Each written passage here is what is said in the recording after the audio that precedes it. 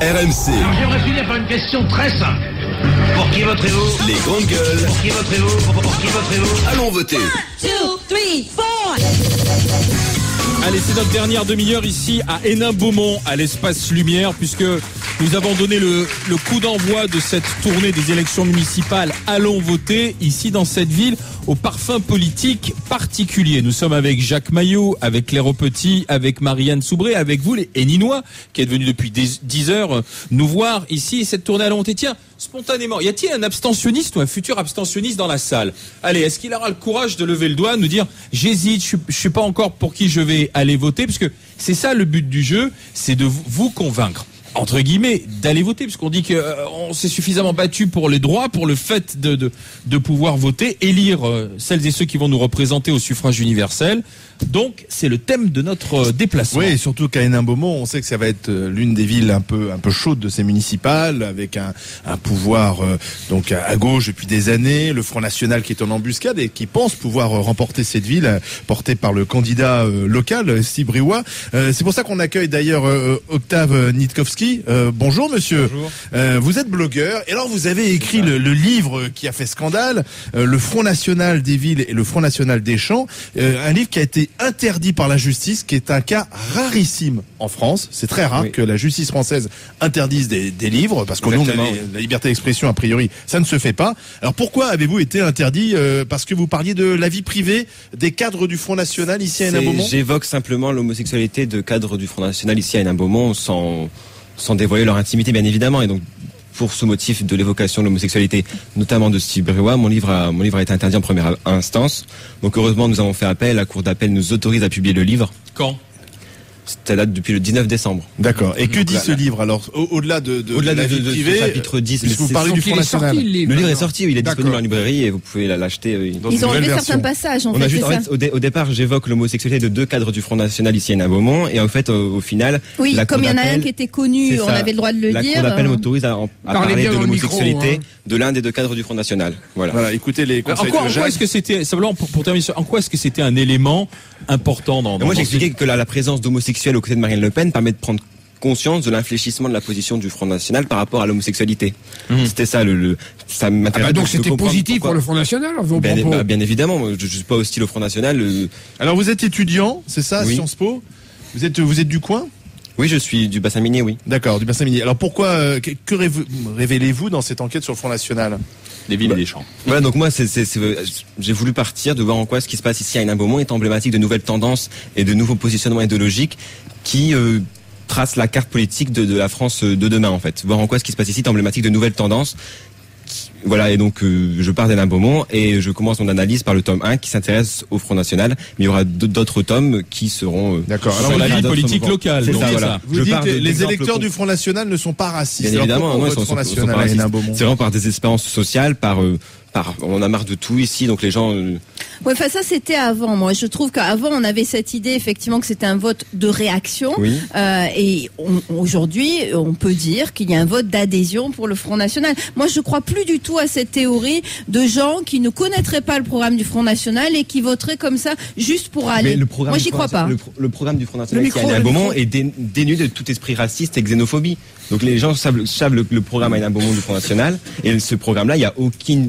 Mais quand vous votez pour le Front National, vous votez pour tout un parti. Et le Front National, c'est pas que le Front National d'Hénin-Beaumont. Mais si, là, on est sur une élection locale, donc on vote Front National à l'élection. Oui, mais il y a l'étiquette. Enfin, je m'excuse par rapport à ce que vous dites. À Hénin-Beaumont, sans doute, vous êtes très compétent, vous avez fait une enquête. Mais de dire qu'il n'y a pas de racisme au Front National quand on regarde les électeurs. Les électeurs, vous avez qu'à écouter, par exemple, à Marseille, dont on parle souvent dans les grandes gueules, et vous avez qu'à voir le responsable du Front National. Une petite parenthèse quand même sur un plan général. Oui, mais c'est parce que Octave, lui, moi je le fréquente, je vois les gens qui votent ici Front National à Hénin-Beaumont, et je vois vous les connaissez pas tous. Et puis, je suis désolée, mais les gens, ils viennent pas dire, ils arrivent pas aujourd'hui en disant, je suis un raciste et je vote Front National. Ils sont quand même plus subtils que ça.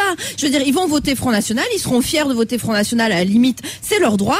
Mais par contre, par derrière, est-ce que vous croyez vraiment qu'ils vont dire, je suis un raciste? Octave, écoutez, nous sommes ici dans un territoire qui est quand même marqué par des vagues d'immigration successives.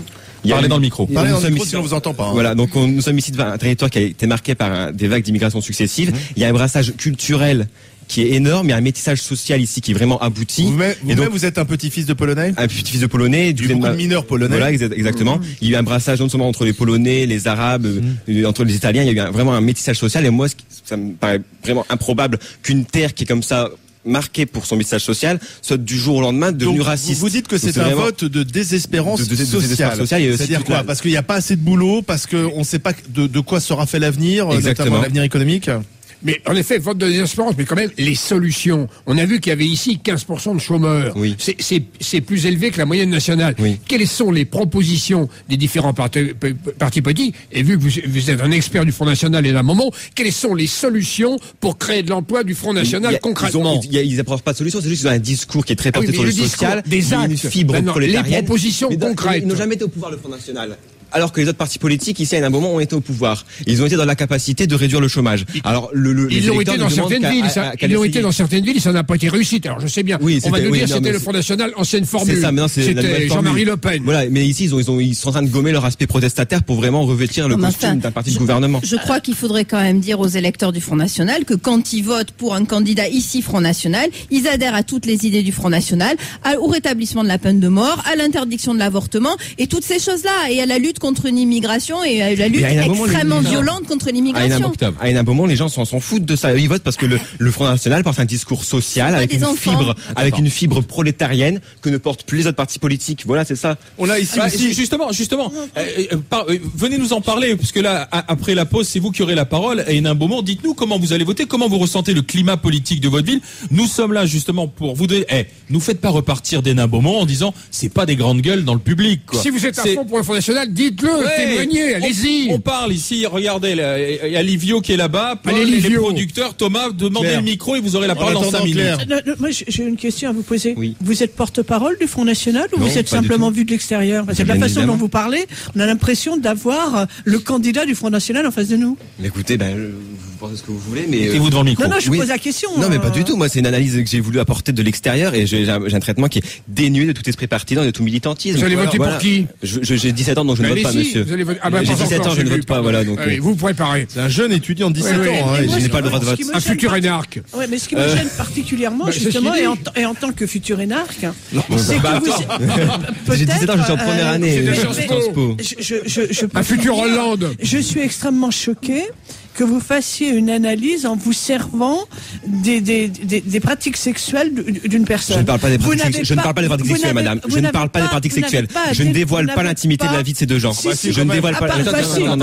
Considérez comme vous le faites que à partir du moment où vous dites que la personne est homosexuelle parce que justement ça va changer et ça change, vous ne dénoncez pas par contre sur les autres candidats si eux ont une pratique sexuelle une fois par semaine ou une fois tous les 3 mois. Je ne parle pas de l'intimité de la vie privée. Je ne parle pas de l'intimité de la vie privée. Quand à 17 ans, on se sert encore et on dénonce les pratiques sexuelles. Je ne dénonce rien, c'est mon livre. Vous n'avez pas le livre. Vous n'avez pas le livre.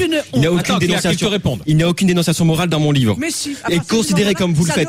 Considérez comme vous le faites que l'homosexualité relève de la sphère la plus intime de la vie privée, revient en définitive à avoir un comportement hétérocentriste à la limite de l'homophobie, qui vise à faire de l'homosexualité un comportement déviant, et vous prolongez le stéréotype qui vise à faire de l'homosexualité quelque chose à mettre au placard et quelque chose à ne pas parler. Parce que vous êtes gêné par rapport. Vous êtes gêné par rapport. Du tout. Mais simplement, ça ne regarde personne. Est-ce qu'on a été voir dans le lit de qui vous avez avec qui vous couchez? Je ne dévoile pas l'intimité. Qu'est-ce que ça apporte? Il faut faire la différence entre intimité et vie privée. Mais c'est vous qui l'avez plus fait. Non, mais le sens politique. Moi, je ne parle pas de l'intimité. Il y a un sens politique et la Cour d'appel me donne raison sur ce principe. Le sens politique d'Oscar, c'est de dire d'Octave, pardon. Que ça soit d'un candidat ou d'un autre. Marine Le Pen est entourée, c'est ça, d'homosexuels. Ça l'a fait infliger, ça a changé son regard sur. D'accord. Mais on ne donne pas. Mais que vous le donniez en règle générale, en disant dans le parti, proche du parti. Alors là, il y a eu des très grands juristes qui se sont exprimés sur la question en disant que si j'avais dit ça, comme mon analyse se porte sur Hénin Beaumont, on aurait clairement identifié de qui il s'agissait et on aurait pu aussi m'attaquer là-dessus. Et donc ça aurait instauré un climat comme ça. Simplement, puisque vous avez étudié un peu le bassin de population, vous avez porté votre regard sur Hénin Beaumont, pour aller un peu au-delà du Front National, est-ce que vous pensez que, puisque c'est pour ça aussi la venue de notre tournée à Hénin-Beaumont, c'est une ville qui aujourd'hui est mûre pour justement voter Front National et basculer dans l'escarcelle du Front National. Le Front National est en train de vraiment changer. Là, ces derniers jours, on peut vraiment prendre conscience de voir que le FN essaie de gommer et de lisser son image de protestation pour véritablement apparaître comme un parti de gouvernement. En fait, toutes les thèses de dénonciation, ils sont plus vraiment là-dedans. Ils sont plus dans la proposition de nouvelles idées. Mais ça, c'est une façade. Non mais d'accord. Qu'est-ce que vous en savez Est-ce que l'accueil ici est bon sur les marchés? Bien évidemment. Steve Briouat, c'est la star des marchés. Il est vraiment très implanté. Bien évidemment, ça fait depuis 95 qu'il se présente à chaque élection. Il est militant frontiste depuis ses 15 ans. Les habitants le connaissent, ils l'ont vu évoluer. Et voilà, désormais, les habitants ça c'est une nouveauté parce que le Front National, jusqu'à présent, avait du mal à trouver des candidats implantés localement et c'était difficile pour Front National, justement, au municipal, au cantonal, d'y arriver parce que finalement, les habitants ne connaissaient pas. Là, on a quelqu'un qu'on connaît. Steve Briouat incarne vraiment ce nouveau Front National il essaie de doter le Front National d'une ADN vraiment municipale et d'une ADN locale. Je repose ma question quand même. Là, vraiment, il y a le chômage. C'est une catastrophe ici, 15%. Oui. Quels sont les c'est une vision clientéliste de la. Si c'est pour uniquement créer, comme a fait Longeville à un moment. Ça, c'est vrai qu'il faut que tu le dises. C'est pas Octave Nikovski. J'ai rien à voir avec ça. Mais j'espère qu'il va. Vous avez une espèce de vision clientéliste de la fonction municipale. Oui, alors excusez-moi. C'est pas au maire de créer des emplois. Bien sûr que si. Mais si. C'est lui c'est pas le maire qui crée les emplois, les conditions. À Valenciennes, lorsque Borloo était maire de Valenciennes, qu'est-ce qu'il a fait? Il crée des conditions. Il crée les conditions. Alors, est-ce que Steve Briouat va créer? Je ne sais pas. C'est pas à moi de dire que va faire Steve Briouat. Va créer les conditions de créer. Et c'est pas Octave Nikovski qui va dire si Steve Briouat va créer ou pas. J'ai devant moi un spécialiste du Front National. C'est pour ça que je vous interroge. Non, c'est pas du Front National, c'est de la sociologie de la population. J'ai compris. Ben voilà. Mais Jacques, si t'as compris, alors fais-nous voir que t'as compris. Eh bien, dans tout ce que je lis, mon cher Alain, je vois toujours pas de proposition pour créer de l'emploi. C'est pas les conditions. Je vous signale que mon voisin, quand même, qui se défend extrêmement bien, a 17 ans. Voilà, donc je voulais juste mais bravo, attendez. Il a 17 ans, ok, vous avez fait un livre, ok. Donc vous allez en vacances et à partir de ce moment, on est en face de vous et on vous pose des questions. Allez, on va voir. Bien sûr, les amis d'Hénin-Beaumont, c'est vous qui allez prendre la parole là. Est-ce que levez un peu le doigt là. Qui a envie de discuter avec les GG? 1, 2, 3, 4. Allez, à tout de suite. 32 16 touche 1. Réagissez en direct sur RMC. RMC 10h13h. Les grandes gueules. Allez, les GG Claire au Petit, Marianne Soubré, Jacques Maillot ici à l'espace Lumière d'Hénin-Beaumont avec les Héninois. Ils sont venus pour les 10 dernières minutes, c'est vous qui prenez la parole. Bonjour. Bonjour, Maxime, 21 ans, aide-soignant et accessoirement militant socialiste. Et vous travaillez ici Je travaille à la polyclinique d'Hénin-Beaumont, c'est une clinique privée. Alors, on vous écoute. Voilà, alors je voudrais poser une question à votre intervenant. Là. Oscar Nikovski, c'est ça? Voilà. Octave, mais décidément. Écoutez, vous savez quoi? Appelez-vous Oscar, ce sera plus facile. Donc une question pour Oscar.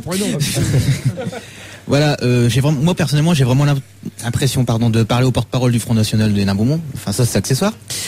Vous dites que l'élection héninoise a aucun rapport avec le Front National et que ce soit juste une élection locale. Moi, je pense qu'il faut avoir vraiment aucun sens politique pour dire ce genre d'honnerie. C'est une élection symbolique, sinon les grandes gueules seraient pas là. Voilà, il finit sa question. Ouais. Et je comprends pas comment vous pouvez dire des choses pareilles. Alors Octave, allez-y, mais répondez face au micro. Voilà. J'ai dit que mon livre, c'est le Front National a fait d'Hénin-Beaumont sa vitrine médiatique et son laboratoire idéologique. Donc bien évidemment qu'Hénin-Beaumont a un sens d'un point de vue national. C'est tout l'objet de mon livre d'ailleurs. J'explique en quoi ce qui se passe à Hénin-Beaumont a des conséquences nationales. Tout le titre Front National des villes et Front National des champs entre Hénin, Liétard et Beaumont-Lartois. Donc voilà, mais sur ce que disait monsieur, c'est que j'étais le porte-parole du Front National. Alors, le Front National m'accuse d'être contre eux. Tout le monde m'accuse parce que vraiment, j'ai un point de vue dénué de tout esprit partisan, de tout esprit militant. Et je vais offrir une analyse ici. Comme ça, une analyse sociologique et politique de ce qui se passe ici. C'est vrai ce que je dis, forcément, ça dérange parce que tout le monde ne se retrouve pas dans ce que je dis et donc voilà. Ce qui est vrai, c'est que Hénin-Beaumont, si la ville bascule Front National, aura valeur quand même de symbole national. Ça sera pas simplement un événement local. Chaque fois, nous dit c'est une bascule. Actuellement, il y a quand même un sondage. Je sais qu'il faut prendre les sondages avec précaution. Et en général, même ils ont sous-estimé aux législatives Marine Le Pen, mais quand même, elle a été battue au final. Et là, quand même, la gauche a derrière. La gauche n'est pas unie au premier tour. C'était pas ma question, Jacques. Jacques. Oui, mais c'est vrai que ce sera la parole aux Héninois. On vous écoute. Allez-y, monsieur. C'était ma réponse, mon cher Olivier. Levez-vous, s'il vous plaît. Bonjour. Votre prénom? Bonjour, Laurent Brice. Oui. Donc, je suis conseiller municipal FN à Hénin-Beaumont. Donc, voilà, je voulais intervenir pour dire que je suis un petit peu choqué, puisque visiblement, on ne peut dire dans cette émission que du mal du Front National. Dès que quelqu'un parle un peu objectivement de ce qu'il voit et de ce qu'il constate, automatiquement, il est accusé d'être porte-parole du Front National. Et ça, je vois bien donc pourquoi vous êtes venu. Donc, il faut casser du Front National. Moi, je suis, en tout cas, certains de vos chroniqueurs. Allez-y. Après, les chroniqueurs, ils ont des opinions. Voilà, moi, je suis conseiller municipal et le Front National a fait des propositions concrètes. C'est vrai qu'en arrivant la veille au soir, vous avez eu peu de temps de vous renseigner et vous connaissez mal la ville. Moi, j'y vis toute l'année et je participe au débat dans le conseil municipal. Steve Briouat a fait des propositions concrètes sur la baisse des impôts, a fait un certain nombre de propositions. Il a même parfois eu, dans une mairie de gauche, la majorité. C'est-à-dire qu'il a su faire voter des motions. Il a su mettre en recul le maire actuel, où des élus de sa majorité ont voté pour les propositions de Steve Briouat. Donc voilà, donc vous avez l'impression qu'ici il y a un procès.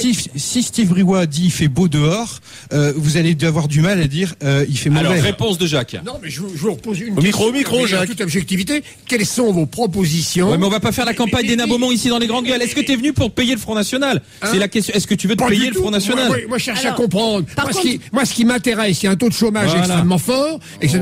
Est-ce que, mais attendez, mais c'est pas important l'emploi? Mais oui, c'est important. C'est la priorité première des gens là. Excusez-moi, c'est le problème fondamental. Évidemment, c'est ce qui motive les gens justement à voter Front National. Tu n'es pas venu ici de payer le Front National. Pas du tout. Est-ce que je peux dire? Je déteste le Front National, mais je veux pas me le payer. Je voterai jamais pour le Front National. Ça, c'est clair et net. Voilà, je le dis. C'est exactement ce que je voulais dire. Que ce soit ici ou ailleurs, ce ne sont pas des idées que je partage et je me prive pas, que ce soit à Paris, ici ou n'importe où en France, de dire à quel point je suis contre les idées du Front National, mais je suis pas venu spécialement pour me payer le Front National. Moi, je trouve que quand même vous incarnez quelque chose, une espèce de bien-pensance intellectuelle qui vise à chaque fois quand vous comme je dis. Alors la bien-pensance. Finissez. Dès qu'on a des propos objectifs sur le Front National, on se fait taxer de fasciste. Pas moi. Qu'est-ce que j'ai dit moi? À quel moment je vous... Madame Aupetit m'a dit. Pas moi. Ah non, mais pas moi. Attendez. Madame Aupetit m'accuse d'être. Non, mais non. Mais à demi-mot. Mais pas du tout. Tu incarnes la bien-pensance intellectuelle. C'est vrai. La façon vous avez une espèce. Non. Je vous ai posé. Vous défendiez tellement. Je ne défends rien. Je livre une analyse objective, madame. Vous défendiez tellement. Je ne défends rien. Vous défendiez. Je ne défends rien. Non, mais attendez, laissez-la parler. Vous savez qu'il va falloir que vous appreniez à écouter les gens. Et si vous voulez évoluer, il va peut-être falloir aussi écouter. Donc ne soyez pas bornés dans vos... Allez, vas-y, 30 secondes.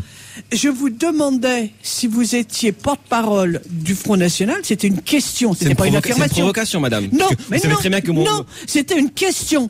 Ça vous a permis de vous resituer. D'ailleurs, dans la salle, l'impression a été la même. La première question a été dans ce sens. Ça nous a permis de savoir que c'était non et d'analyser différemment. Allez, question des Héninois. Allez-y.